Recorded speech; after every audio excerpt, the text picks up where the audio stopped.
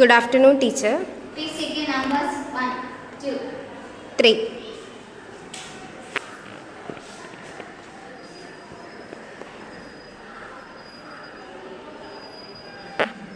എല്ലാവരും ഫുഡൊക്കെ കഴിച്ചായിരുന്നോ? എല്ലാവരും ക്ലാസ് കഴിക്കാൻ റെഡിയല്ലേ? അപ്പോൾ നമ്മൾ കഴിഞ്ഞ ക്ലാസ്സിൽ നമ്മൾ ഡിഫ്യൂഷനെ കുറിച്ച് പഠിച്ചിട്ടുണ്ടായിരുന്നു. എല്ലാവരും പഠിച്ചിട്ടാണ് വന്നത്. അപ്പോൾ ഇന്ന് നമുക്ക് ഒരു കഥയിലൂടെ തുടങ്ങാം. അപ്പോൾ മഴക്കാലത്ത് നീലു എന്ന് പറഞ്ഞ കുട്ടിയുടെ വീട്ടിൻ്റെ അവിടെ ഒരു ദിവസം ഭയങ്കരമായിട്ട് എന്ത് ചെയ്യാൻ മഴ പെയ്യും. അപ്പോൾ നീലുവിൻ്റെ അമ്മ പറയാണ് എന്താണ് അവളുടെ വീട്ടിൻ്റെ പുറകുവശത്തെ ഡോറ് പോയി അടയ്ക്കാനായിട്ട് ആവശ്യപ്പെട്ടു. അപ്പോൾ ഇവള് ഡോർ അടയ്ക്കാൻ പോകുമ്പോൾ ഡോർ അടയ്ക്കുന്നതിൽ കുറച്ച് പ്രയാസം അനുഭവപ്പെട്ടു. എന്തുകൊണ്ടായിരിക്കാം? ആർക്കെങ്കിലും മഴ. നമുക്ക് അതിലോട്ട് പിന്നെ വരാം. ടീച്ചർ ഇവിടെ എല്ലാവരും ഇവിടെ നോക്കിക്കോണേ. ടീച്ചർ ഇവിടെ ഇത് കുറച്ച് ഇങ്കാണ്. ഇതാണെങ്കിൽ ഒരു ചോക്ക് പീസ്. അപ്പോൾ നമ്മൾ ഈ ചോക്ക് പീസ് ഈ ഇങ്കിലോട്ട് ഡിപ്പ് ചെയ്യാൻ പോവുകയാണ് ടീച്ചർ. എന്താ കാണാൻ പറ്റുന്നത്? ചോക്ക് പീസ് എന്ത് ചെയ്തു? ഇങ്ക് അബ്സോർബ് ചെയ്തല്ലേ?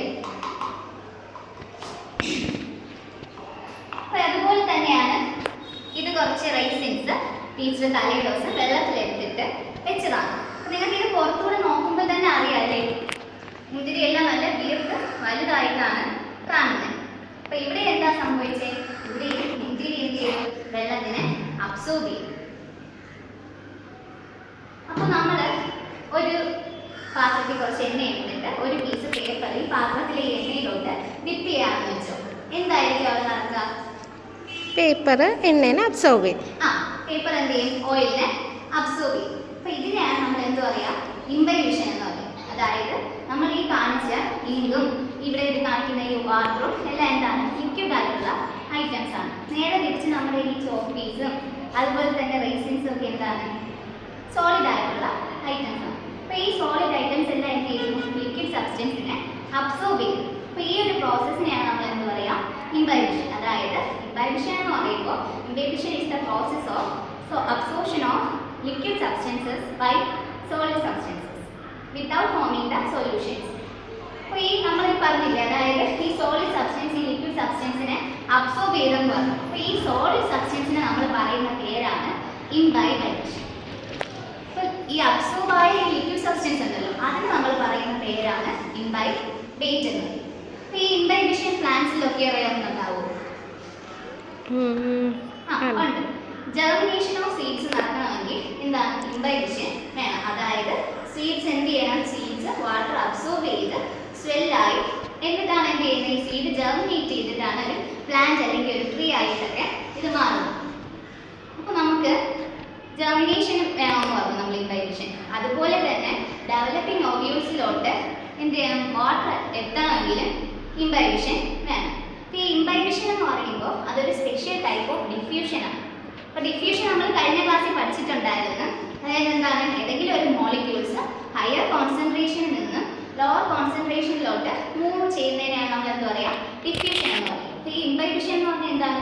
ഇംബൈബിഷൻ ഒരു ഡിഫ്യൂഷൻ്റെ ഒരു സ്പെഷ്യൽ ടൈപ്പിനെയാണ് നമ്മൾ ഇംബൈബിഷൻ എന്ന് പറയുന്നത്. അതായത് സോളിഡ് സബ്സ്റ്റൻസസ് എന്ത് ചെയ്യുന്നു? ലിക്വിഡ് സബ്സ്റ്റൻസസിനെ അബ്സോർബ് ചെയ്യുന്നു വിത്തൗട്ട് ഫോമിങ് എന്താണ്? സൊല്യൂഷൻ ഒന്നും ഫോം ചെയ്യാതെ തന്നെ. അപ്പോൾ ഇതാണ് നമ്മൾ ഇന്ന് പഠിച്ചത്. എല്ലാവർക്കും ഓക്കെ ആണോ ടോപ്പിക്ക്? Yes teacher. അപ്പോൾ ടീച്ചർ ഒന്നുകൂടെ പറയാം. നമ്മൾ ഇന്ന് നോക്കിയത് എന്തിനെ കുറിച്ചാണ്? ഇംബൈബിഷനെ കുറിച്ചാണ്. ഇംബൈബിഷൻ എന്ന് പറയുമ്പോൾ സോളിഡ് സബ്സ്റ്റൻസസ് എന്ത് ചെയ്യുന്നു? ഈ ലിക്വിഡ് സബ്സ്റ്റൻസസിനെ അബ്സോർബ് ചെയ്യുന്നു. അതിനെയാണ് നമ്മൾ എന്താ പറയുക? ഇംബൈബിഷൻ എന്ന് പറയാം. ഈ അബ്സോർബ് ചെയ്യുന്ന വെള്ളം അബ്സോർബ് ചെയ്യുന്ന സോളിഡ് സബ്സ്റ്റൻസിനെ നമ്മൾ പറയുന്ന പേരാണ് ഇംബൈബൻറ്റ്. അതുപോലെ തന്നെ അബ്സോർബ് ആയപ്പെട്ട ആ ലിക്വിഡ് സബ്സ്റ്റൻസിനെ പറയുന്ന പേരാണ് എന്ത്? ഇംബൈബേറ്റ്. അപ്പോൾ നമ്മുടെ ഡെയിലി ലൈഫിൽ നമുക്ക് ഒരുപാട് കാര്യങ്ങൾ ഈ ഇംബൈബിഷനെ വെച്ച് പറയാം. ക്യാൻ ഈവൻ ഇല്ല, ഞാൻ പറയാം. അതായത് നമ്മുടെ അമ്മമാരെന്താണ് പയർ അതുപോലെ കടലയൊക്കെ എന്ത് ചെയ്യും? കറി വയ്ക്കാനായിട്ട് തലേ ദിവസം വെള്ളത്തിട്ട് വെക്കാറുണ്ട് അല്ലേ? അപ്പോൾ അവിടെ എന്താണ്? അവിടെ ഇംബൈബിഷൻ നടക്കുന്നുണ്ട്. കാരണം നമ്മൾ പിറ്റേ ദിവസം എടുത്ത് നോക്കുമ്പോഴത്തേക്ക് എന്താവും? ഇത് നല്ല സ്മെല്ലായിട്ടായിരിക്കും കാണുന്നത്. അതുപോലെ തന്നെ നമുക്ക് പറയാം സ്പോഞ്ച് വാട്ടർ അബ്സോർബ് ചെയ്യുന്നുണ്ട്.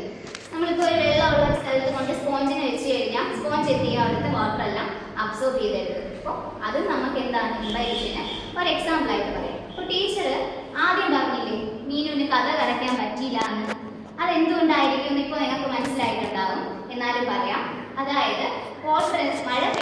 എന്തായി വുഡൻ ഡോറാണ്.